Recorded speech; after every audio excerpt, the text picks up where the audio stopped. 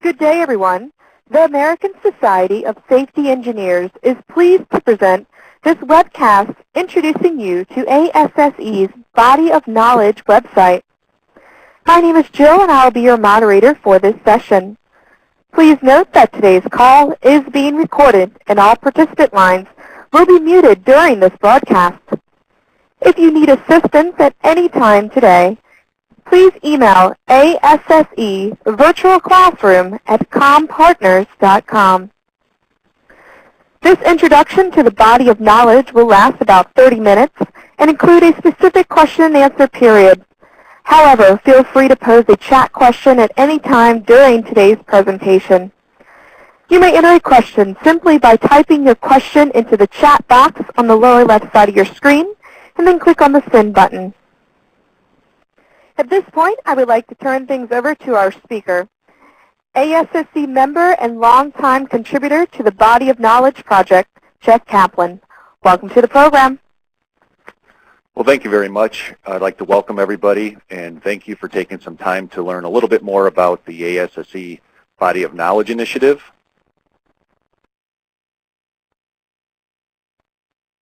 The Body of Knowledge Initiative has been growing over the last couple of years. It started out with taking a look at what members really had on the bookshelves behind them, and what we wanted to do was come up with a static list of what people used, what you relied upon. And in today's environment, we need to have more of an interactive body of knowledge. And when we look at what is the body of knowledge, taking a look at the first bullet point on our slide there is really it's our membership. And so in addition to looking at what documents, what resources we rely upon each day to do what we do in the safety, health, and environmental profession, we also network with a lot of our members. And so when we started looking at a body of knowledge, I know for a fact when I look for information, not only do I look for good, reliable sources, but I also like to tap into good members who are out there who also have information that they can share. So we wanted to set up a website or a platform for networking and knowledge exchange where not only good peer-reviewed documents could be made available, but that also was a platform for members to kind of collaborate on various topic areas. The best way we thought was to obtain this information was using more of a global platform, trying to extend out more to a worldwide market, and so the internet seemed to be the best way to do that. When we talk about peer reviewing or even ranking the knowledge, we really believe that the opinions of our members and also some of the fine technical committees that we have, we're in the best position to say what is the best information that's out there and what it should be the most important information for our members. And so we incorporated that into our body of knowledge as well. The last thing that we really wanted to do was enhance our member experience. So for ASSE members that are out there, we really wanted to develop and create a culture of high-quality sharing and networking so that we would continue to grow this body of knowledge and it doesn't stay real stagnant. So when we look at a body of knowledge for the 21st century, we know that the environment for knowledge use has changed quite a bit with the competitiveness, particularly on a global level. We have to be very, very careful on how we use and manage the knowledge that we have. And ultimately, as Sir Francis Bacon said so long ago, knowledge is power. And to be a powerful individual, to be a powerful organization, to be powerful as a profession, we have to have good, sound knowledge available right at our fingertips. So what we've developed here is our body of knowledge, or the BOK, and we consider this kind of a gift to the profession. And so when we first look at the body of knowledge, we just celebrated our 100th anniversary, and so we have at least a good 100 years of knowledge from the profession. And today, those of us who call ourselves safety professionals or work in the safety profession, we stand on the shoulders of those who came before us. And so we wanted to capture that first 100 years of knowledge and archive it, but also help define some of the competencies necessary for moving forward in our profession. We also wanted to provide an opportunity or a venue to grow the knowledge in the future. And so And not only will we catalog what we already know, but we'll also identify things we need to know in the future, and we'll have the opportunity for members to contribute very easily to that. This is all done through a web-based portal. It'll allow you to access an enormous amount of knowledge with tremendous speed, and the more important thing, more accurate and peer-reviewed type of information. The last part of our body of knowledge is as we start filling in what we currently know, it'll be very glaring to us as to all the topic areas that we don't have a lot of good information on. And so that'll help us focus more on finding sources of good knowledge, or actually creating those from within our membership. So the bottom line is, if there were a way we could facilitate ASSE's mission of being a knowledge leader in the safety profession, help enhance your and other members' experiences out there, kind of give something to help energize and motivate our members to focus around, create awareness not only of the society and the activities and the professionalism there, but really to help focus on the importance of the safety profession itself. And then also, we think by having this valuable knowledge source, that you'll be able to expand the ASSE membership, both locally and internationally as well. So by the numbers that we see on this call, over 500 people registered, would you want to learn about it? It seems like the answer would be yes. So currently, to introduce you to just what is the body of knowledge, we have an online website that contains a dictionary of terms which has hundreds, if not thousands, of definitions that are regularly used in the SH&E profession, which will help support some of the competencies that are out there. Within the website itself, we have thousands of documents that are already available that you can search through a customized search engine. But in addition to that, beyond more than just a simple search engine, most of this information has been pre-screened by our 34,000 members. So when you go to the ASSE body of knowledge, you're not searching millions and millions of documents and trying to sort through what is the best information that's out there. We've already pre-screened a lot of that information, and so when you pull up documents, you know that it's other safety professionals who have said this is a document that's worth looking into. We also put some flexibility into the member web page, the way you interface with this body of knowledge, and as we add more bells and whistles, and particularly as ASSE updates its website with some new features, we hope that the flexibility will continue to increase. But the way you search for documents, the type of documents that you want to get, the detail in the keyword searches is something that you have full control over. So navigating through and pinpointing key information that you're looking for becomes very, very easy. What we have done is really captured a lot of what we would consider the key knowledge that's out there. We've put it in electronic format. To this point, we've really focused on the first 100 years of ASSE, so we were looking at various articles from professional safety. We're looking at technical articles from the practice specialties, the branches and common interest groups. The Business of Safety Committee has some documents they put together. We have white papers. We have proceedings papers from numerous professional development conferences. We have copies of PowerPoints, also safety checklists that have been uploaded onto our particular site.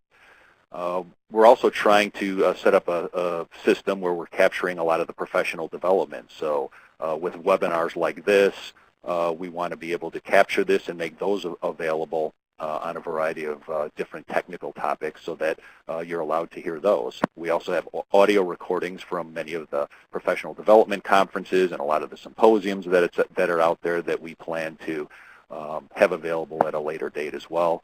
Also looking towards the future, videotaping a lot of our professional development events so that, again, if you can't make an event in person, that those are made available to you at a later date as well. So there's a lot of different types of knowledge that we're bringing on. In addition to that, we're also looking at leadership and member services as well. And so there's no reason why we can't have tutorials that'll help you use the body of knowledge, but also help you in creating this knowledge, how to write a newsletter article, how to write a professional safety article, how to submit a PDC presentation, on and on and on. We also have several members who have indicated that they want to be mentors, and there's no reason that mentors cannot be linked into this system as well. So when you search on a topic, if you're looking for specialized help or to connect with somebody who's identified themselves as an expert in the field and willing to talk with somebody and help somebody, mentor them along the way, that part of your search would put you in contact with those mentors as well. The other nice part is it gives us a networking platform, because as you sign up for the body of knowledge, you'll be able to identify those key areas that you have technical expertise in, or at least want to gain knowledge in, and it'll put you in touch very quickly with a lot of those members that have those same interests. The bottom line is we've created what we consider a global platform for collaboration and knowledge exchange. So our thought was, if you build it, they will come. We've completed what I would call phase 1A, which is having this initial offering of the body of knowledge complete, live, and online. To date, we have over 4,200 assets already uploaded, anything from videos, checklists, articles, PDC presentations, white papers, etc. The member awareness and recruitment has already started. We kicked off a lot of this at the leadership conference last year. We have over 1,000 registered members on the Body of Knowledge site, and we'll talk to you in just a second on how you can register and use the site. We're currently in the process of really developing a defined structure and really rules for sharing the body of knowledge. That's permissions, copyright issues, marketing information that might show up on websites, or documents that we want to upload. There's also some legal issues that we're kind of working out, but we want to move ahead with this, and so it's kind of growing as we speak. Part of what we're looking for down at the bottom here on this slide is development of tutorials and support documents for you as you're using this. So as you register, as you use the site, when you find that things aren't working quite the way you thought they would, or you have questions, or you'd like more information, you need to provide that information to us so that, again, we can put tutorials together in the form of short videos or add help screens that are there. We're also going to develop some mentors who would be available to help you use the body of knowledge or upload documents. So that's all part of the process as well. So what this whole call is about is what I would call phase 1B, which is member involvement. The first thing we want you to do is register with our body of knowledge. So you go to the body of knowledge. For those of you that are ASSE members, make sure you have your ASSE ID number handy. Being an ASSE member gives you full access to the site. Non-members can have access to certain levels of information if they register, but ASSE members get pretty much everything that's available there. What we want you to do is, once you register, is play around with the site.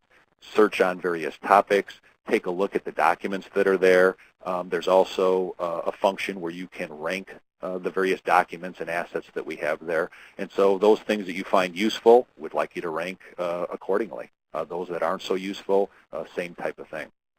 The bottom line, though, is we really want you as a member to contribute to the body of knowledge. As I mentioned when we first started, the body of knowledge really is our members. It's what's in our members' brains. And without participation by our members, the body of knowledge is going to become stagnant. And with our 34,000 membership, which is growing every day, we don't see any reason why members can't look on the shelf, consider those documents that you use on a regular basis, or as you're scanning the internet and you come across something useful, to upload it to our site. We'll go over that procedure very, very quickly as well. What we're looking for is, if you can, find those documents that you have ownership over yourself, or look at some of the public domain documents that you might find on OSHA's website, NIOSH's website, Center for Disease Control, EPA, state, maybe county associations or organizations that are out there. For those non-public domain documents, or those documents you don't have ownership on, we're going to require permission from the owners of those documents. And again, that would be either you asking for permission, or we'll have more standardized formats for that as the body of knowledge develops. So moving on, when you go to www.safetybok.org, you'll hit our homepage here, and this is what the homepage looks like. Hopefully, some of you have had a chance to take a look at it already. You'll notice down at the bottom we have featured content that's there. This is showing the bottom part of the page. So we have featured content, most recent content that's been added on there, what's currently the most viewed content, and what's also the highest rated. If those don't catch your fancy, up on the left-hand side, we have a topics area that lists out all the different topic areas, and I'll get into those a little bit more. Or there's also a search function that you can use. But it's laid out very, very comprehensively. So as a new member, going to our home page, on the right-hand side, you'll see in red the new user question. You click on that particular site to register. Again, it's very important that you register in order to be able to use the full amount of information on the site. Here's the registration page. For ASSE members, we want you to enter your email address and your ASSE ID. Make sure that the email address that you use to register for the body of knowledge is the same email address that you registered with ASSE on. The verify button there will verify that those two are in sync, and if so, a lot of the additional information down at the bottom will automatically populate itself as far as phone number, your first and last name. We want you to pick a different password for the body of knowledge. So right underneath the ASSE ID, you'll see password where you also confirm it. So you'll have a unique password for the ASSE body of knowledge site, which will be different than any other account or site that you have as well. Down at the bottom under there, once you fill in your main registration information, there's technical topic areas that you can fill in and showing your areas of expertise or areas that you have interest in. So let's take a little bit closer look at that. You'll see there's quite a few different categories, and when we looked at coming up with some of these main topic areas, we first looked to ASSE practice specialties because they are really the technical expertise of our society. We also have branches and common interest groups that also contribute information. And then in addition to that, we found that the Safety Professionals Handbook, which is going to be printed in its second edition this year, had chapter breakdowns and subchapters. And if you think about the Safety Professionals Handbook, that 2-volume set, that in itself is a mini body of knowledge. So we took the chapter and topic headings in there and incorporated it in with those practice specialties. Now, some of the subcategories and sub-topic areas, we could go multiple levels down, breaking topic areas into more specific topic areas. So as the body of knowledge grows, so will these particular topic areas. Now, if at any point as a registered user you decide that you want to take off a technical topic area or add on a couple technical topic areas, all you need to do is go to your Manage Account screen, and under the Edit Account information, you can make those changes and then just save those changes and they'll show up. And we'll talk about the value of filling in those topic areas below in a minute. So back on our home page, you're signed in. If you hit on the Browse button way up at the top left-hand corner, there's a drop-down menu that talks about the different topic areas that we have. You can do an individual search. And then there's also specific information talking about what it takes to be a safety professional, Employer's Guide to Hiring a Safety Professional. We have a whole site dedicated to just checklists. There's the career guide to the safety profession, the scope and function of the safety profession, and careers in safety. So not only did we want to promote the topics that we have, but we also wanted to promote the profession as well. So if you were to have selected the topics page, you will see the topic breakdown here, and this is very similar to the topic headings that you would select as your area of expertise. If, for instance, you hit on the environmental topic, in the search box that pops up, as you start typing a word, for instance, we have in this search box, we're typing chemical, articles start populating real time right below that chemical search list. And so as you add more terms in there, your list gets more and more defined for yourself. So it's a really good way to be able to not only get into topic areas, but to get into subtopic areas as well. Now, once you select a topic to talk on, and on this screen we're doing just a general search on safety standards, right below the search box where it says safety standards, it starts populating some of the subtopic areas below And then if you look off to the right, just under the search box, you'll see a filter by keyword. Keywords associated with, in this instance, safety standards starts populating as well. Now, there was a question already I noticed from one of the individuals online talking about selecting a document but not knowing what format it showed up in. If you look to the far right in that search area, you'll see filter by resource type. So if there's a particular file format or digital format that you're looking for information to show up on, that populates off to the right as well. So you can break your search down by Word documents, HTML files, or PDF files, or URLs, whatever it would be, to again give you the information in the format that you would like it in. What's nice about this is once you select an article, and in this case we found an article here on aligning safety and social responsibility, you'll notice where the arrow's pointing, it says be the first to rate this article. All articles, documents, assets that we have online are able to be rated. And that's very, very important for helping prioritize from our members what are better documents than not. So as you scroll down on this particular page, you'll see that there's a summary of this article here, who the author is as well. And then as we go down a little bit farther, you'll see that we're able to download that file, and that's a PDF file. Now, underneath that, under comments, you're allowed to rate this document, and you'll notice there's 5 stars there, so you can give it a 0 through 5 stars.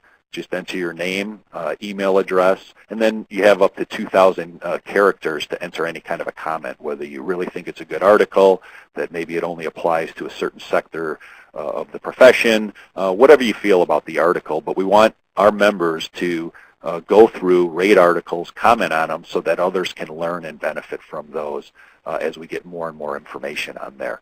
One of the nice search components that you'll have is when you're looking for documents, you'll also be able to search it based on the ratings that articles have. So you could search by top rated articles as well, which gives you a little bit more control over what you're able to see when you do your detailed searches.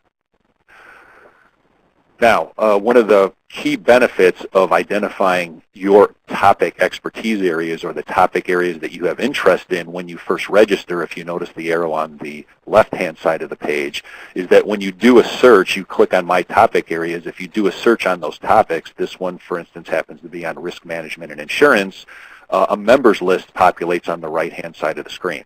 These are other members who have indicated that they have interest or subject matter expertise on that particular topic. So if you're familiar with those members, or maybe they're part of your chapter, you would be able to contact them right away. This is an area that we're working on that hopefully we'll be able to identify mentors and have better breakdowns so that you'll be able to pinpoint people that you can connect with on a given or a particular subject that's there. Now, you'll also notice on the members list there's a section that says View All, and if you clicked on that, you'd be brought to this screen, which lists, for instance, under the topic of risk management and insurance, that broad category, we have 452 individuals who have identified themselves as having interest and or expertise in that particular area. So the chances of you finding somebody that you know in a chapter or an ASSE member that you're familiar with who has subject matter expertise would be pretty good. So let's get to the last big component, and the big thing that we really want you to test out is how to upload or contribute to the body of knowledge. So in the right-hand corner of the page, this is our home page, you'll see up at the top it says Add a Resource. You're going to want to go ahead and click on that. When you get to the Upload Resource page, you will type in the title of the document or the asset, who the author or the creator of that particular asset would be, the publication date if known, also the publication source, so where did you get it from, and that if there's some kind of a link to that document to put that in there. One of the key aspects that we like people to do is you have 750 characters to write an abstract or a quick summary of what anybody searching that document would find in it. So it's very important that you take a little bit of time to kind of summarize or provide a good abstract that's there. Moving further down that same page on Upload a Document, you select the type of document you have. I would prefer that you had the document in hand and were able to upload it directly. However, if you have a web link or a web page where the information is located, certainly put that in there. We have in-house staff here who will review that document and put it in the correct format, so that won't be a problem. So once you choose the format, you'll click on the Choose File to be able to upload it. There's also a resource icon below which will tell us what kind of format it's put in. Again, if you're not sure of a lot of these things, we have in-house staff that will take care of that. Also, we want you to take a look at the resource that you're uploading and kind of classify it to help the search engine work a little bit better. But is it a best practice? Is it a case study? Is it a checklist, an e-tool? You can read through the rest of these, anything from videos, websites, but help us to identify that. Moving a little bit farther down, you'll find what technical area does it link to, and we have practice specialties listed there, and you can scroll down on the left, but those are all those technical competency areas that we had identified very, very early on, but we'd like you to tag those. Also, there's keywords. If you have time, we'd like you to go through the keywords. We have hundreds, if not thousands, of keywords already developed on there. So you're going to know a couple keywords that you're going to be familiar with when you put a document in, and if you can contribute the main keywords that you would like this document linked to, certainly add those in there. But you'll notice down further on this page, we have a search engine optimization that for the most part will be done internally, so this isn't something you have to worry yourself about. But we'll make sure that we put as many keywords and tags on that document so that when searches are made through the BOK or outside of the BOK, that our resources show up. The most important thing you can do is down at the very bottom is check the box to confirm that you do have permission for this resource to be put into the body of knowledge. Again, if it's your document or from a site like OSHA, a public domain site, you can just check that right off the bat. If it's from another party or ownership by somebody else, we'll have to obtain that permission. So what happens after you upload it? Well, currently those documents go up into the body of knowledge, and we have ASSE staff and volunteers who go through, they vet the information, they help put in keywords, make sure that there's nothing inappropriate about the document, and then it's uploaded directly to the body of knowledge. We're currently working on a system where practice specialties, common interest groups, branches, our business of safety committee, and other groups and committees will have authorization to do their own vetting and then uploading. That'll be after we do a little bit of training and set up a little bit more rules. Now, the big thing we want to look at is that if we can get each one of our 34,000 members to upload one document per year, we think this body of knowledge will have well over 100,000 assets in it within a 3-year period. And so that's what our goal is, to get everybody to at least once a year, if not once a month, take a look at documents that you find are important and start uploading them to our website. What are the benefits of doing this? Well, it engages all of us more in knowledge creation and knowledge sharing. It certainly facilitates a lot of participation with our members. It also allows us to partner with other members where we have lacking knowledge. So we're currently reaching out to, on an international level, as well as to other organizations out there that can enhance our own body of knowledge. So at some point we're going to be expanding internationally and globally. We're looking at translation of some of the documents that are out there as well.